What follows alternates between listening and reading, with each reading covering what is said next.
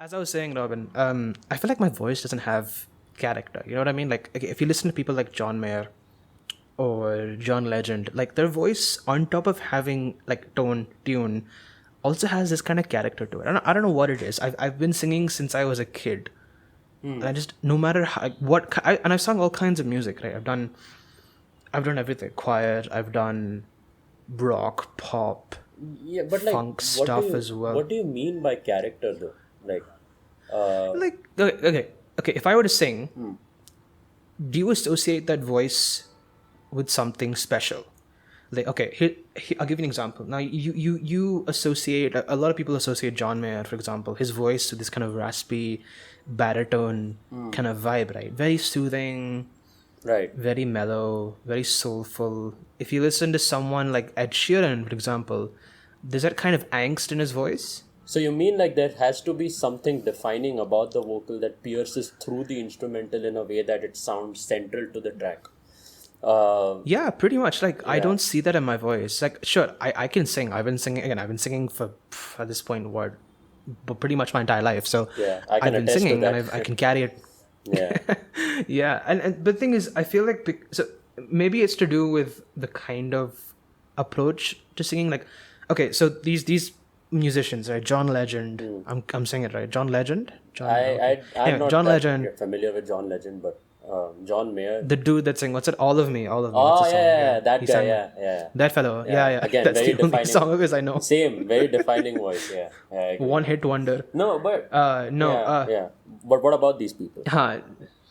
Yeah, no. So okay, you pick any like singer, songwriter. Right? Even on the side of it, when you have Adele, you have Dua Lipa, you have, oh my God, Jessie J. Jessie J has one of my opinion the best singing voices I've ever heard. A fantastic singer. Anyway, all of these people have defining characteristics, and they've all kind of gotten into singing, kind of doing solo singing. Yeah. Me, on the other hand, Yeah. my first introduction to singing, quote unquote, is choir. I was a choir singer and a pretty background choir singer for that part. Like, I started doing baritone stuff, backing vocals as a kid, and then in 11th grade when I did choir again, I was the bass singer. Right, right. And I didn't have much range, I didn't have much volume, and after that, of course, I started singing more and more. My range has increased now, but even despite having sung across genres, styles, different volumes as well, I just, like, my voice sounds the same, and it doesn't sound charismatic. I don't know, it's just I like when you mean, hear me sing, you don't think, oh, that sounds, like if you were to hear me give a speech, you wouldn't be like, maybe this guy has something to say. Like, I guess there's some level of self-doubt there because I don't fully agree.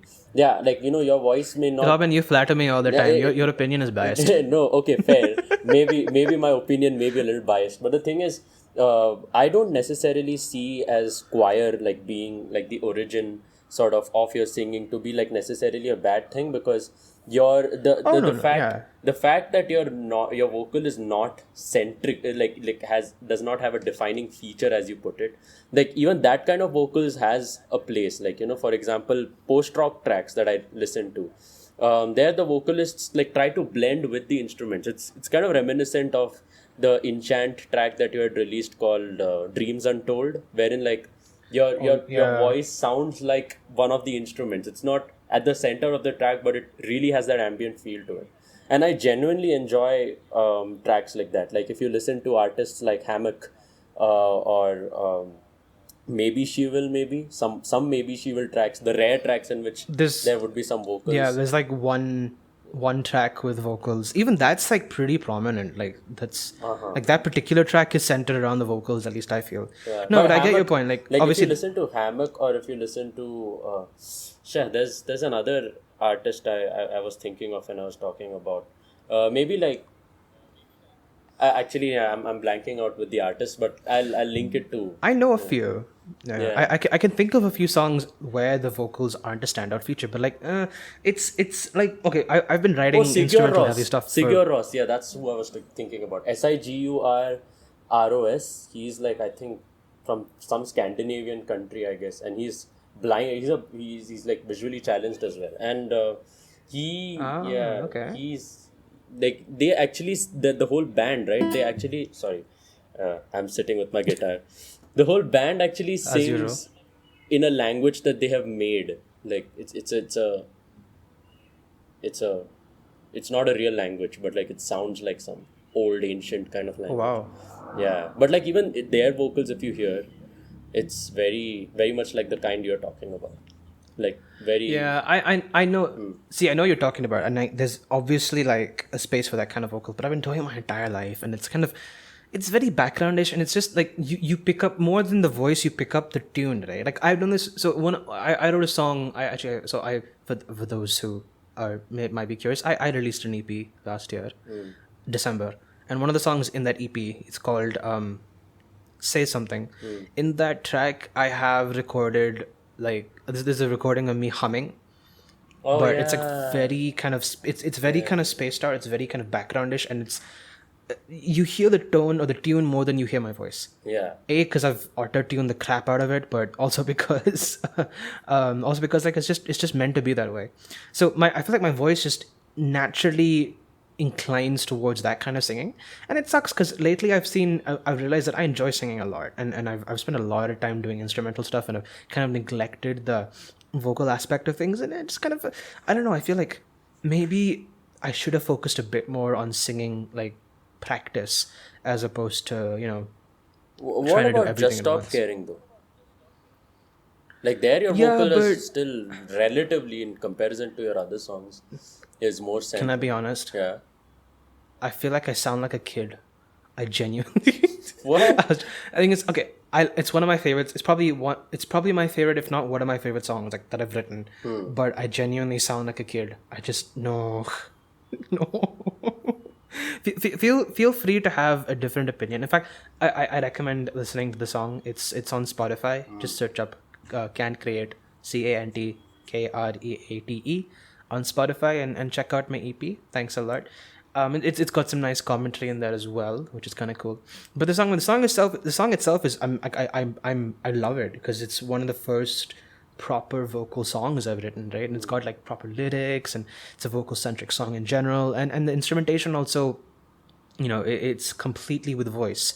I've used beatboxing. I've done, I've sampled my own voice to make instruments. It's a whole thing. But that aside, like that's where my voice shines. I can sample my own voice and turn that into something. But yeah, I don't know. I just feel somewhere I lost the opportunity to turn my voice into something that's charismatic, Well, and it's multiple reasons. yeah, But yeah, that actually reminds me of one thing you told me off the record, that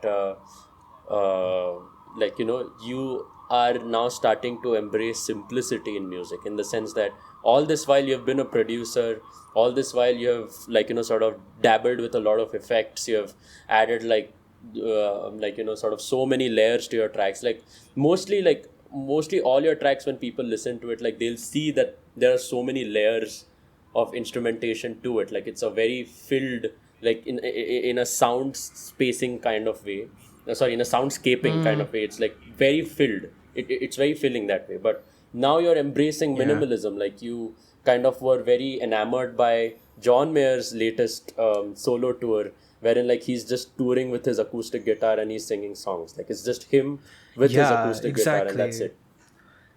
I feel like obviously he's in the I don't know, Venn diagram of virtuoso musicians, but like it's just so fascinating to see that simplicity, and he pulls it off because first off, and this is just like for the record, like he isn't versus like the voice, right? His voice is very charismatic, and he's also very good looking, so that's a plus. But like he has that vibe and he can pull it off. For me, I feel obviously I can play the guitar and I can do all of that, but I don't see myself kind of pulling off an acoustic setup the same way, unless it's like a very kind of, maybe it's like you know how Ed Sheeran tours with that looper.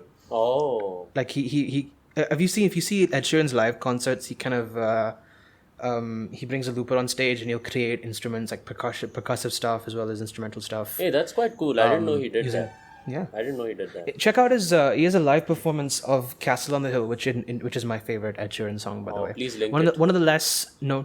Yeah, one of the less known. It's on the same, the same album as Shape of You, from Divide, the album. Yeah, it's on the same one, and yeah, it's actually not as well recognized as Shape of You for obvious reasons. But yeah, it's my favorite. And the live performance of that, he doesn't. So the actual track uses a lot of has a bit of synth stuff going on. It's obviously a lot more heavily produced, but the live version is just as good, and he does it with the live looper. So he'll kind of make a beat using his guitar, like he'll hit the guitar and make a kick drum. Then he'll play some stuff on the guitar and loop that, and then that's the song. Anyway, that aside, yeah, I mean, I'm more drawn. Lately I've been more drawn to more simple music, and I've also been like wondering. I really wish I'd spend a bit more time, like just practicing singing. I did it a lot. Like during high school, I tried my best to sort of expand my range, but that came at the cost of sort of, okay, I learned everything. So I sang every song where that was above my range, and I've slowly learned to sing those. But again, it was never a focus on style. It was just, I want to sing high pitch. Right. And not only did that kind of make me this kind of, I'd say it didn't. So on one hand, yeah, like obviously I built my range, but at the same time I lost my bass vocal range as well, which I feel in comparison, my register was naturally low. So whatever, and I had some, I would say like charisma, but I had a bit more kind of a persona with my bass voice, I feel. But then I kind of ditched that to go completely high pitch, and then I had nothing with my high pitch vocal. Like I sounded, I could hit the tune in a choir setting. That probably would have sounded good, but yeah. I still feel those skills can be developed, and it probably can. They're still very early on in the journey, can. I suppose. I don't think, and like you already are like experienced relatively in comparison to someone who's completely new to singing, who's never sang before. Yeah, you literally have EPs that's fair out there with your vocals in it. So like I don't think it's still too late in any way. Like you can still very much pick up singing and record some stuff. Yeah, that makes sense. Who knows? We shall see. Maybe this summer will yield something fruitful. Anyway, this is probably the longest intro we've done for an episode. Yeah. Hi guys, welcome back to Project Khichdi. This is episode 12. It's been a long break. I think a month, right? Yeah. It's been 1 month since we've recorded an episode. Yeah. Feels weird. Feels really weird. A lot's happened. Yep. When I mean a lot's happened, nothing much has happened. Yep. Robin's been away for exams. I've been busy with work. Like, a lot has happened for me, I guess. Like, I mean, I had exams and everything. So. Yeah. I had work. I had some commitments and stuff to finish up. So, I didn't have much time to record an episode, but we're back. So we actually the plan for today was actually just to kind of have a chill conversation, talk about what we've been listening to lately. We're gonna go ahead and do that. We pretty much planned this episode on a whim. So welcome to Project Khichdi. Or welcome back to Project Khichdi. This is episode 12. Stay tuned.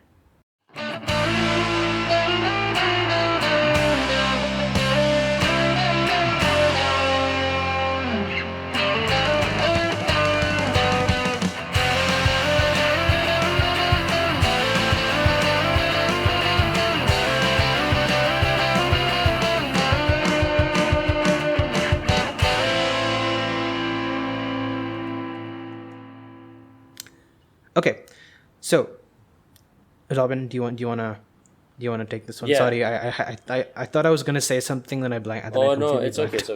So I mean, like since we were talking anyway about you were talking about how you were preoccupied with like sort of finding some improving your singing skills again, and like in the same regard, like I am also trying to find avenues to sort of learn more as a guitar player.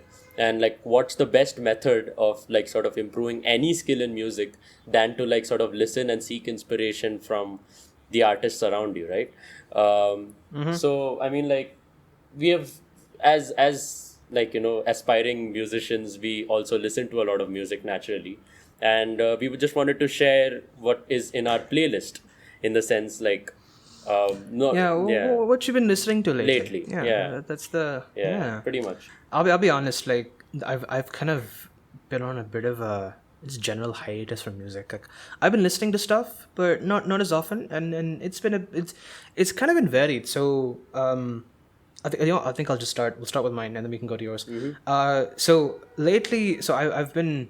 So of course I've been working, so I've not had much time to work on music in general, or even listen to that much. But whatever I have listened to has been interesting. So I'm currently sort of doing an internship on the side. Like it's kind of I guess it's a volunteership, and I'm kind of writing lesson plans for this NGO, and I had the chance to write lessons in music, which has been really fun. And obviously, as a part of writing lessons in music, you have to listen to some stuff, right? You have to give examples and for demonstrative purposes. So in the process, I kind of ended up listening to a bit of Coke Studio. Oh. Coke Studio, if for those who don't know, is basically Coke or Coca-Cola. The company has started a series, I think, over a decade ago, where they bring a bunch of musicians from across India, and they create like mashups or covers of popular songs, and it's like in different styles. So they'll do, for example, they'll have a Bollywood song, but they'll play with like Western instruments, and they'll also sort of mix in other genres. For example, some kinds of African music. You'll see bongos and other drums as well. You'll even see like folk music. So I think there's a song that I like. It's called Karte, Kattey, which features like the rap. It features rap with this kind of Rajasthani folk singing thing, which is really nice. I've also listened to a few others. There's this other one called Yatra, which I actually performed, Robin, in first year. I don't know if you saw. For we have a fest for our college usually has a fest at the end of the year. Where they kind of have a battle of the bands type competition, and I performed this song. Do you remember? Were you there? Did you attend? Did you attend that? I just remind me. Like I'll need to jog my memory for this. So on campus, the place where there's like that field in between the classrooms and the accommodation block. Yeah, so there's like an open field area. I remember where, like in the first. I remember where the location of the stage was in the first year of our UG, but like you'll have to remind me of your performance in it. We did like a mashup of things. So one was Katte. We did there's this Shakira song we also performed. We also did Smells Like Teen Spirit. We did this. We also did sorry, it wasn't Katte, it was Yatra, yeah. Anyway, but so we did a bunch of songs. Point is, I performed this song in first year, and this particular song, Yatra, is again like a mashup of a Bollywood song with actually not a Bollywood song. Sorry, it's a mashup. It's a mashup. I don't know what song it is. I'm guessing it's called Yatra, but it's some Indian song meshed with like this African kind of choir singing thing, as well as like a South Indian classical style called Kirtanam, which I love the song. It was so good. Yeah, so I kind of ended up listening to quite a bit of Coke Studio for writing these lesson plans, and I really like it. And it was so refreshing to hear, because I guess in the last month I've only been listening to mostly rock. Right. So it was really refreshing to hear. Aside from that, I've also been listening to a bit of Paramore. Paramore, for those of you who don't know, is a rock band from the US. They started in like the early 2000s. Bands, right? Paramore songs. We did, and they're like quintessential punk rock. I love them. And Hayley Williams, the lead singer, is fantastic. Again, one of my favorite singers. Such a powerful voice. But Paramore is kind of like, they're kind of veterans now, right? They've been writing music for 20 years ish now. So and they released a new album this year. So a few of the songs off that album sound really nice, and I've been listening to them. So that's been there. I've also been listening to some cover stuff. So I've been slowly getting into metal a bit here and there. I say getting into, I mean a few songs here and there. Right. Mostly kind of old stuff. I kind of find like Spotify has this recommendation that you listen to one song and it just keeps playing stuff that is similar. Mm-hmm. So I listened to Bullet for my Valentine. So whatever stuff is similar to that kind of ended up on my playlist. But I do follow this YouTuber called Nick Nocturnal, who is basically metal. Again, writes metal music, talks about it on YouTube. He made a cover of Sam Smith's Unholy, which is like a metal song. It is fantastic, and it sounded so nice. I have moods, Like some days I'm just feeling kind of not angry, but I need something that's kind of brash, so I listen to metal, and this particular song really did it for me. Yeah, so I mean, I've been kind of listening to stuff all over the place, mostly old music again. I've been listening to Ed Sheeran Okay. a little bit. I think he released a song about 3 weeks ago called "Life Goes On." I listened to that. I liked that song. I actually don't remember it. We'll link all the music we're talking about in the description, so don't worry about that. I've also so here's a funny thing. So you know, Robin, that I've been kind of late to the whole Taylor Swift game. Well, have you even been in the game? Like, what do you mean late? I am not late in the sense like I know there's a whole discography of music that Taylor Swift has written, and I just never got to it. And I've kind of slowly, one by one, kind of started listening to a few of these songs. Oh wow, that's a big win for the Swifties, I guess. I guess no. It's like once in a few weeks, but there's a song she wrote. I think it was 2013, 2014, called "I Knew You Were Trouble." Oh yeah. Which is really old. I've heard of this song. I've heard of this song. Yeah, it's probably the first Taylor Swift song I've heard. And again, I heard it back in like 2015, but I didn't really think much of it. Then I kind of went back to it, and I was like, you know what? Hey, this is actually not that bad. I kind of like it. It's got a vibe. Yeah. She might not be she might not be a virtuoso when it comes to like instruments. Like she's not like extremely, but like she's a great songwriter.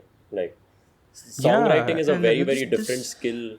Like, you know, people who might be insane at the guitar or like any other instrument might still not be good songwriters. That's like a very different skill. And she's like an extremely good vocalist and like an excellent songwriter. And she plays the piano and the guitar. So. Yeah. So I mean, like, I was surprised I liked it, and it's a nice song. So yeah, I mean, that's pretty much been it from my side. What have you been listening to, Robin? So I mean, like, okay, so there's always been debate, like, you know, about like there are always some of these artists which are polarizing in the sense that you either love them or you don't. Ooh, I know where this is going. Do you? Do you though? I don't think you do, because like even I've never really discussed. Okay, fine. Is it Kanye West? No. It's not. No, I mean, like, yes, I have been listening to Kanye West also a little bit, but they are not the artists I'm referring to here. Like this. Alright, okay, go for it. Surprise me. Okay, so this is like an artist that has, like, you know, I've been listening to since I've been a kid, and like, you know, probably like, yeah, like I like, you know, Adithya, that I'm not usually the kind of person who follows a specific artist. Like, I sort of keep going around, keep jumping around from one flower to another, like a butterfly a little bit, you know, when it comes to music. But like as a kid, I still used to, like, you know, stick to some artists, and this one was like one of my favorites. This artist, like it's a band actually. I don't know if you're ready for it. I don't know if you might like it or not, because it's very polarizing in some places. But I really am a Nickelback fan. I that makes sense. I think you sent me a Nickelback song yesterday, so that makes a lot of sense. Yeah, and that's the song that I'm going to talk about. So, like, I'm actually quite excited because, like, I Nickelback, like, I've just like constantly listened to Nickelback, like, as a kid, and there are so many songs that I've heard and I've really liked. But like they have not, and they do still release stuff, but like, you know, I was kind of hoping and, like, you know, sort of waiting for a new release which sounds like one of the songs that they used to you know, sort of release back in the day. And there's this new song called Standing in the Dark. The acoustic guitars are so well mixed in that. Like, I just, like, it's like ASMR. Just listening to the acoustic guitar in and of itself is like ASMR for me. It's such a good song, man. And like Chad Kroeger, the lead singer of Nickelback, his raspy special voice, like, you know, it's just, you can't like imitate it. Like, it's very unique. Look at this graph. Sorry. He's a great singer, man, and like I just love. So there are two, like, you know, so basically in this new album, he has released some songs, some new songs, some old numbers, and then some acoustic versions of the same songs. But like Standing in the Dark is this one song, like I love the acoustic version to the extent that I don't like the original as much as the acoustic version. The acoustic version is both released by Nickelback only, so but it's just so well mixed. You used to keep telling me that it's very hard to mix acoustic guitars, which is why I shared this track with you the other day. Ooh, Yeah. okay. Now I have an incentive to check this out. Yeah, that's. I don't know if it's like a me thing, but it just there's so much on the frequency spectrum. Sometimes you become like even if you knock off some sections of whatever's on the guitar, and then it just sounds weird. I don't know, but yeah, I feel like it's harder to mix acoustic guitars than it is to mix electric guitars. Whoever their that's mixer another engineer, whoever topic. their mixer is, like they've nailed it. They have absolutely nailed it. And I feel like since you're anyway embracing simplicity in music, you definitely have to listen to the acoustic version of Standing in the Dark, the track that I've sent you. When we link it to the description. Yeah. But that's I've been listening to this track on repeat. It's one of my favorites. Then there is, of course, like there has to be John Mayer in my listening playlist. So there's this one John Mayer track which is not really known that much. Like it's not there's not a single studio recording of this song. John Mayer only plays this song in live performances. I don't think there's even an acoustic guitar version of this. It's only played on the electric, like it kind of sounds like if John Mayer was a Midwest emo artist, like because it's very very mellow. Yeah, I feel like he's on the borders of all of these, like I can see him as a Midwest emo. Yeah. Like he's definitely capable of it, and he's got the voice for it as well. I know, right? So it's simple. You write a John Mayer song in 5/4 or like a polyrhythm. You just throw in some cool time signatures, and then you've got a Midwest emo track. And if he plays, I feel like you could rewrite Neon, for example, as a Midwest emo track, and it'll work really well. Yeah, he's got the vibe, the style for it. Yeah, but like I'm not talking as much about the weird time signatures aspect of Midwest emo, but rather like how the electric guitars have just complex patterns that play out in a Midwest emo tracks. That there's a lot happening on the guitars. There are like layered, like you can layer guitars, and then there's a lot happening on the guitars, like arpeggiated patterns and other things, which makes it sound very like if you listen to American football, you'd know what I'm talking about. So John Mayer has classic. Yeah, so John Mayer has a song which gives me like American football vibes. It's called Covered in Rain. You only get live versions of this track, so like you don't get like a clear recording, but it's such a beautiful track. So much so that I actually sort of was very excited to see like a fan make a cover of it. And there's this guy called Sean Mann. He's a great guitarist. He sort of just makes YouTube videos covering different blues artists, I think. And he covered the John Mayer track but this time with immaculate recording, right? Like completely clean recording. And he has even played the singing parts. So he's not singing in the track. John Mayer has it's a full, but it's so like I guess I will link John Mayer's original, and then I'll link Sean Mann's cover of it. But that sounds absolutely, that's like 9 to 10 minutes of pure bliss. It's just You know what we should do, Robin? I feel like we end up listening to quite a bit of stuff over the course of a month or two. We should probably compile this stuff and put it in a playlist. Yeah. I think a while back I was doing something like that, but I kind of lost motivation because I have a habit where sometimes I'm in the mood to learn, like listen to more music. Sometimes it's like I'll just play whatever I already have. So to kind of break out of that cycle, maybe both of us should start like a playlist thing. It's like share what we're listening to. And then maybe if the reception on videos like this is good, or even just in general, if this goes well, we can review what we've been listening to. Do more kind of chill episodes like this. In fact, one of the last things that I would like to say before we sign off is for the listeners of our podcast who listen to Hindi songs, I'm actually sort of making a playlist of Bollywood songs that struck a chord with me. Of course, some of them, Ooh, yeah. yeah, some of them like have. That should be an episode. Yeah. That's an idea for another episode. But there are some songs in there that are just nostalgic because it would keep playing when I was a kid. So they make it. But then there are others where I just genuinely admire the musicianship that went behind the track. Yeah. So yeah, there's a lot to Yeah. discuss in the future episodes as well. Man, now that you've mentioned Bollywood, I can't help but think about the best song in all Oh no! of history. Oh no! Don't start again. So Please don't Behone Na start De. again. Oh my god. I'm kidding. And on that bombshell, It is time that's to it end. for this It's a episode. Top Gear reference. Yeah. Exactly. And Project Khichdi is back in action. We'll be back with more episodes on a weekly basis. Thanks so much for tuning in. If you have, and we're looking forward to what the show has to offer or what we're going to bring to the show going forward. See you guys.